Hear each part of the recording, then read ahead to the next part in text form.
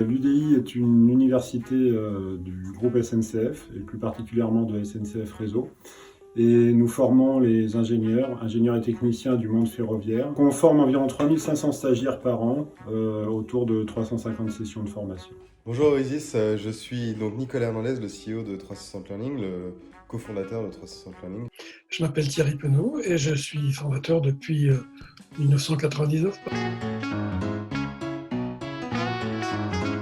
Une première raison est la montée en compétence de chaque individu. Permettre à l'entreprise d'avoir des collaborateurs adaptés au sujet qu'elle a à traiter. C'est très clair pour nous, la formation doit avant tout se positionner comme, on parle en anglais, on dit enablement. Autre raison aussi, c'est pour la conduite du changement, aussi faire de la formation collective, améliorer la performance collective.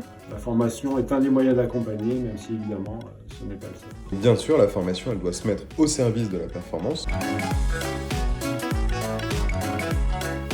Tout parle de l'analyse du besoin. Le sujet n'est plus est-ce qu'on le fait dans une salle ou est-ce qu'on le fait en e-learning top-down solitaire. À l'UDI, on ne croit pas en une formation où le stagiaire il est seul derrière son écran. Certaines formations ne pourront pas être transformées en digital. La classe virtuelle est un moyen de faire participer le stagiaire. Et je crois qu'on est aujourd'hui à un moment clé où un shift, là aussi un changement va s'opérer dans la matrice conceptuelle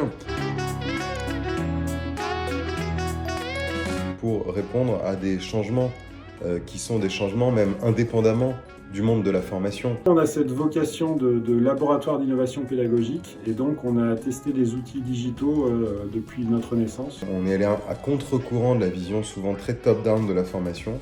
La majorité des autres formations peuvent être toutes transformées en distanciel. Le digital, finalement, c'est qu'un moyen de répondre et d'atteindre ces objectifs qu'on s'est fixés.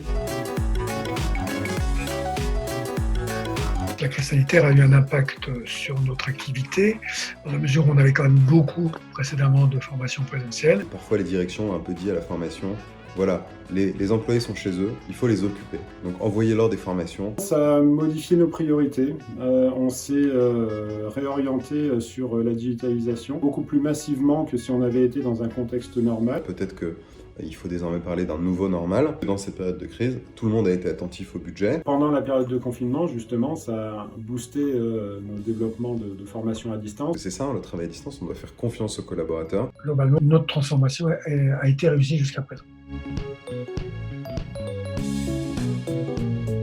Une formation idéale, c'est pas facile à dire. Pour nous, la formation idéale est experte, explicite et esthétique. Je peux considérer qu'une formation à 80% avec un bon partage pendant la formation est une formation réussie.